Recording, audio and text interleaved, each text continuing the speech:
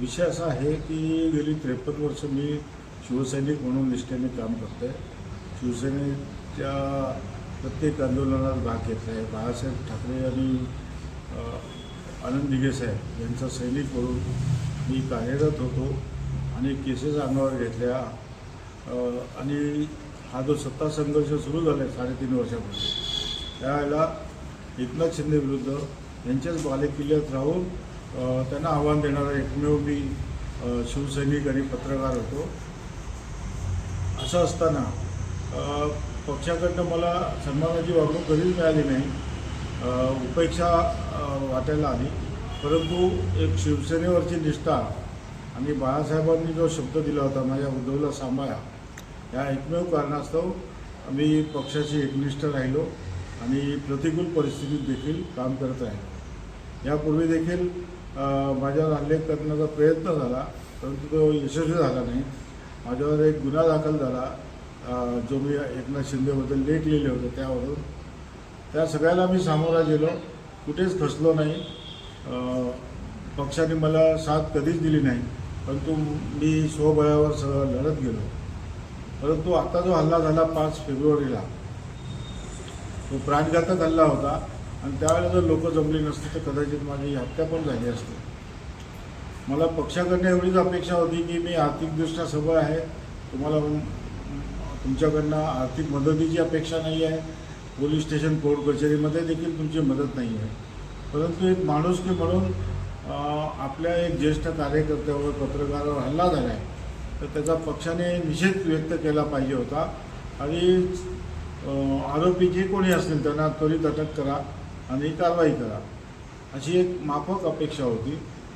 परंतु अगदी उद्धव ठाकरे, आदित्य ठाकरे, वरुण सरदेसाई, अरविंद सावंत, सुषमा अंधारे, ज्योती ठाकरे, त्यानंतर अयोध्या पोळ, शरद कोळी, त्याशिवाय स्थानिक जे राजन विचारे आणि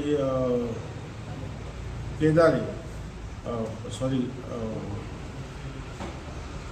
स्थानिक नेते आहेत किंवा उपनेते इथले आहेत, बंड्या साळवी, यापैकी एकानेही मला व्हॉट्सअपवर किंवा मेसेंजरवर कुठल्याही प्रकारचा एक सहानुभूतीचा संदेश दिला नाही किंवा एक फोन केला नाही आणि निषेध करण्याचा दूरच राहिला. मग अशा प्राणघातक हल्ल्याच्या प्रसंगी पक्ष जर आपल्या पाठीशी उभं राहत नसेल तर पक्षासाठी जीवाचं रान करून आपण लढण्यात काय अर्थ नाही आहे. त्यामुळे मी असा निश्चय केला आहे की आता या पक्षाची जी जोखड आहे ती झुगारून द्यायची आणि स्वतंत्र पत्रकाराने एक सामाजिक कार्यकर्ता म्हणून आपलं आयुष्य जगायचं आणि सर्वसमावेशक अशी पत्रकारिता करायची. उद्धव बाळासाहेब ठाकरे पक्षाचा एक कार्यकर्ता किंवा नेता म्हटल्यावर मर्यादा येत होत्या. इतर पक्षाच्या कार्यक्रमाला किंवा त्यांच्या व्यासपीठावर जाता येत नव्हतं, तर ही प्रकारची कुशलता होत होती आणि तो त्याग मी केला. परंतु त्या त्यागाची कोणीच जाणीव ठेवली नाही, त्यामुळे मी असा निर्णय घेतलेला आहे. गेली 53 वर्ष झालं आपण शिवसैनिक म्हणून कार्य करतो, कुठेतरी भावना गोपवल्या आहेत का तुमच्या? भावना म्हणजे अशा वेळेला एक सहानुभूतीचा शब्द नाही किंवा हल्ल्याचा निषेध नाही. त्यामुळे तर म्हणजे हल्ल्यापेक्षा भयंकर म्हणजे मला यातना झाला की हल्ला ठीक आहे, हल्ला ठीक, जखमा भरून येतील, हात दुरुस्त होईल, झालेलं नुकसान मी माझ्या पद्धतीने भरून काढेन. परंतु पक्षाला जर आपण पाळलेल्या कुत्र्याला जरी जखम झाली तरी डॉक्टरकडे नेतो, औषध करतो. इथे तर तुमच्यासाठी आयुष्यातली मौल्यवान अशी उमेदीची 53 वर्ष मी घालवली आणि तुम्हाला जर माझी कदर नसेल आणि एक ज्येष्ठ पत्रकार, ज्येष्ठ शिवसैनिक आणि सर्वांना माहिती असलेल्या शिवसैनिकाबद्दल जर ही अशी दुरावस्था असेल, औदासीन्य असेल, तर मग सर्वसामान्य जो निष्ठावंत शिवसैनिक आहे त्यांनी कोणाकडे पाहायचं. त्यामुळे मी माझा निर्णय घेतला आहे आणि मी बंडखोरीचा नेहमीच विरोध करत आलेला आहे. त्यामुळे मी बंडखोरी करणार नाही आहे. मला माझ्या पक्षामध्ये पण कधी पदाची किंवा उमेदवारीची अपेक्षा नव्हती, त्यामुळे अन्य पक्षात जाण्याचा माझा संबंध येत नाही. मी पक्षाची गद्दारी न करता फक्त पक्षाची जी जोखड होतं ते मी झुगारून देत आहे आणि स्वतंत्रपणे एक सामाजिक कार्यकर्ता आणि पत्रकार या नात्याने मी कार्य करणार आहे.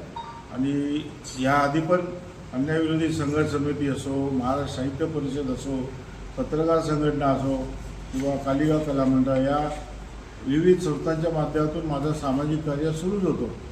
तर पक्षविरहित हे सामाजिक आणि कार्य सुरू राहील. आणि पत्रकारिता करताना ती सर्वसमावेशक असेल, निष्पक्ष पत्रकारिता असेल.